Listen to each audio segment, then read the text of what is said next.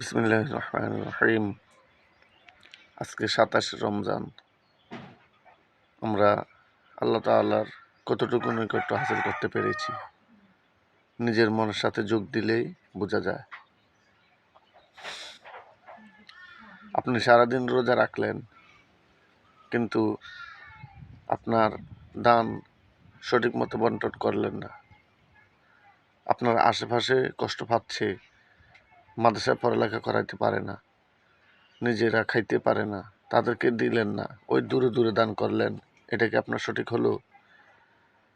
আপনার সমাজের প্রতি আপনার ভালো ব্যবহার রাখলেন না, একটা অন্যায়কে প্রশ্রয় দিলেন। এটা কি আপনার রোজার হক আদায় হলো? হলো না। আপনার মুখ দ্বারা যাতে 10টা মানুষ নিরাপদ থাকে, তাহলেই রোজার হক আদায় হলো। রোজা রাখলেন, অথচ আপনার মুখ দ্বারা অন্য মানুষ কষ্ট পেল। সাধারণ কথা আপনি গজব এটা সেটা বললেন, এই আওয়াজটা যতটুকু যাবে অভিশপ্ত হয়ে যায়। যার উপর বললেন, যদি তাহলে আপনার উপরেই পড়বে। এই সমস্ত কেন করবেন?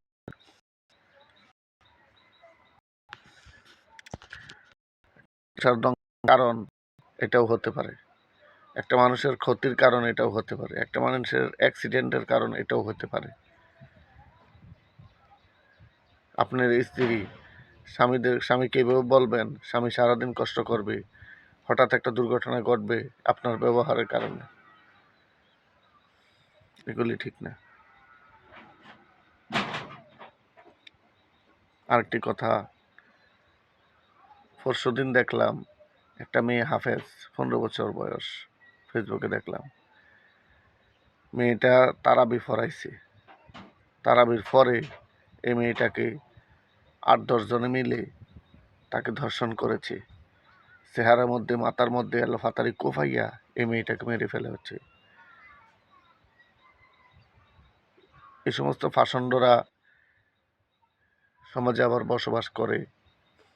কারণ কি? একটাই কারণ, ছোটকাল থেকে কোরআন শিক্ষা দেওয়া হয় নাই, আদর্শ শিক্ষা দেওয়া হয় নাই, এই জন্য এই সমস্ত হচ্ছে। অহরহ ঘটনা ঘটছে।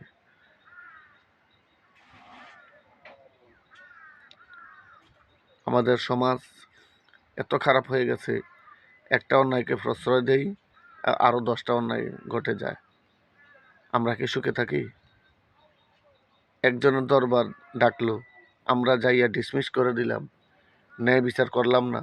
আমরা কি সুখে থাকতে পারবো? কারো মালিক কেউ না, আল্লাহই সকলের মালিক। আল্লাহ তো আপনাকে সুখ দিবে না। আপনি যদি একটা অন্যায়কে প্রশ্রয় দেন, আল্লাহ তাআলা আপনাকে ধরবে। সরকারকে বলবো, প্রত্যেকটা থানায় থানায়, ইউনিয়নে কি হচ্ছে আপনারা তদন্ত করুন, সঠিকভাবে অন্যায়ের বিচার করুন। ইনশাআল্লাহ আমাদের তারেক রহমান সাহেব ইসলামের পক্ষের, মানবতার পক্ষের, ইনসাফের পক্ষের, আলেম ওলামাদের পক্ষের, গরিবদের পক্ষের লোক। উনি এমন কিছু করবেন না জাতির কাছে ঘৃণিত হয়। ইনশাআল্লাহ সকল ক্ষেত্রে সকল অপরাধীদেরকে ওনার কাছে পৌঁছে দিন, উনি সুষ্ঠু বিচার করবেন ইনশাআল্লাহ। এবং এই যে রমজান শেষ হয়ে যাচ্ছে, আমরা কি শিক্ষা নিচ্ছি রমজান থেকে? এই রমজানের কারণে কেহ জাহান্নামে যাবে, আবার কেহ জান্নাতে যাবে। দুটাই কারণ, দুটাই আমরাই করি।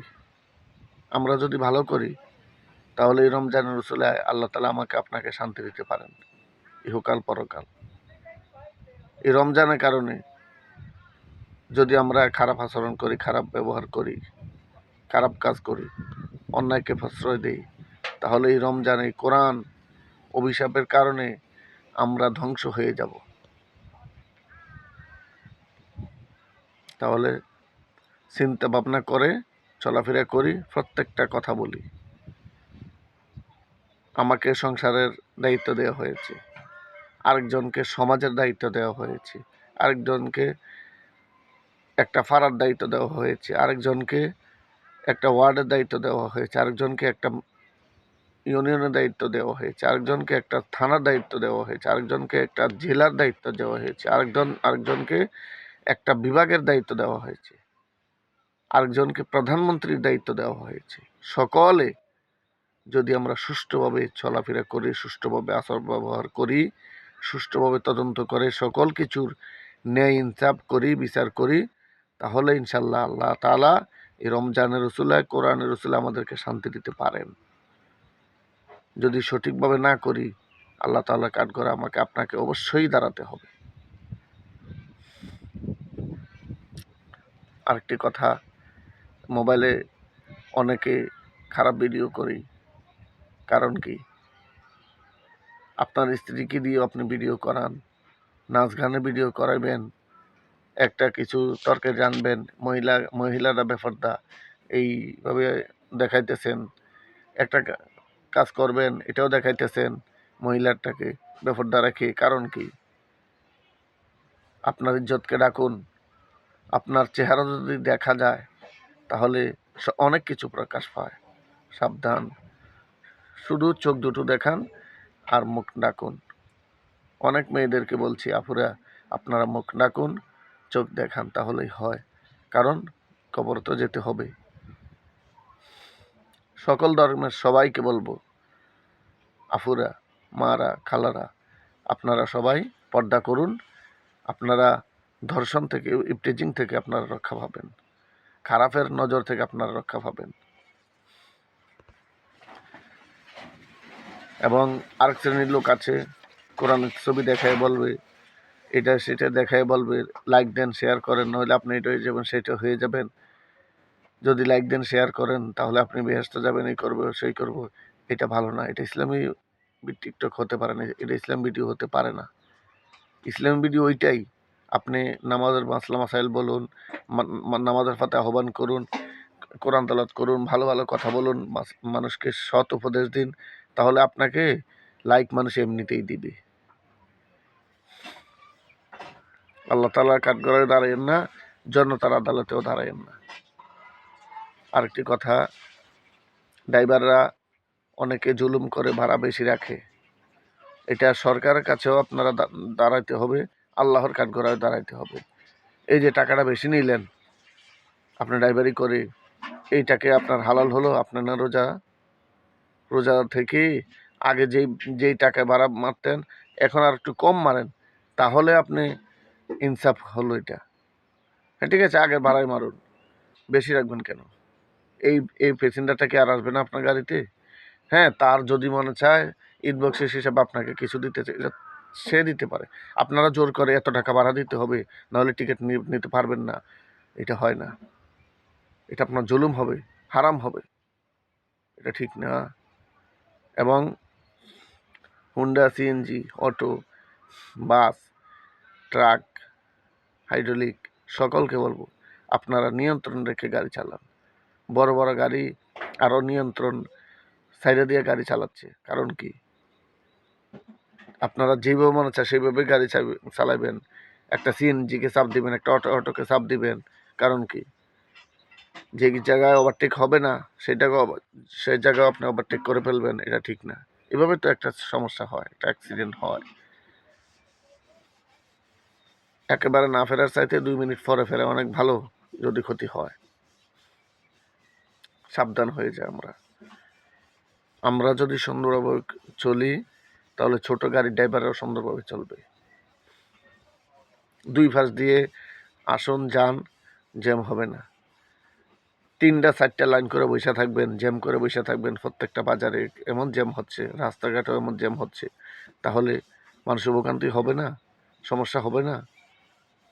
সাবধান হয়ে যাই, নিজেরা ইনসাফের মতে সুন্দর মতে চলাফেরা করি, তাহলে আর কেউ আমাদেরকে ডাক দিতে হবে না। প্রশাসনকে বলবো, আপনারা খুব ভালো উদ্যোগ নিচ্ছেন, আপনাদেরকে অনেক ধন্যবাদ জানাই, সাধুবাদ জানাই। তারেক রহমান সাহেব ভালোর পক্ষে, ইনশাল্লাহ আপনারাও ভালোর পক্ষে থাকুন। এবং সকল দলের লোকদেরকে বলবো, আপনারা সন্ত্রাসী, রাহাজানি, চাঁদাবাজি ছেড়ে দিন, শান্তিময় সোনার বাংলা করার করুন, আপনি চেষ্টা করুন এবং তারেক রহমানের হাতকে শক্তিশালী করুন, যাতে উনি আমাদেরকে সুন্দরভাবে চালাইতে পারেন। আমরা যদি খারাপ করি ওনার বদনাম হবে, এটা ভালো না। সবাইকে বলবো প্রত্যেকটা প্রতিষ্ঠানে নামাজটা বাধ্যতামূলক করুন, পর্দা বাধ্যতামূলক করুন, তাহলে দেখবেন অচিরেই সন্ত্রাস, রাহাজানি বন্ধ হয়ে যাবে, অনেক খারাপ বন্ধ হয়ে যাবে। প্রত্যেকটা ঘরে মা বোনকে বলবো, আপনারা সাধারণ কথায় গজবের দিয়েন না, গজব টজব এগুলি বলবেন, আপনার সংসার ধ্বংস হয়ে যাবে। একটা মানুষ হঠাৎ একটা অ্যাক্সিডেন্ট হয়ে যেতে পারে, হঠাৎ একটা ক্ষতি হয়ে যেতে পারে, এগুলি ঠিক না। আপনি আমল আকলা করুন যতটুকু পারেন, প্রত্যেক দিন একটু না একটু মুখস্থ পারেন বা কোরআন ধরে পারেন পড়ুন। আল্লাহ তাআলা আপনার মনকেও শান্তি রাখবেন, সকল কিছু শান্তি রাখবে, আপনার আয় রুজি বরকত হবে, সকল কিছুই হবে। এগুলি বলিয়েন না মা, সমাজ ধ্বংস হয়ে যাবে এগুলি বলার কারণে, খুবই খারাপ এগুলি। এখনো 2-3 দিন আছে, যারা এখনো জাকাত বন্টন করেন নাই, ফিতরা বন্টন করেন নাই, সুন্দরভাবে বন্টন করুন। আপনার আশেপাশে যারা আছে কয়েকজনে মিলে একজনকে দেন, সে বড়লোক হয়ে যেতে পারে, সে আগামী বছর আরেকজনকে জাকাত দিতে পারবে। এই 10 টাকা 5 টাকা দিলেন, কেউ কিস্তিতে নিয়ে দিল, কেউ বিড়ি সিগারেট খাইয়ে ফেলাইলো, কেউ গাঁজা মদ খাইলো, এইটা দান কয় না। দেখে দেখে দান করুন, আপনি নিজ হাতে একটা কিছু করে দিন এবং যারা মাদ্রাসায় পড়ালেখা করাচ্ছে ছেলে মেয়ে তাদেরকে দিন, প্রতিষ্ঠানকেও দিন।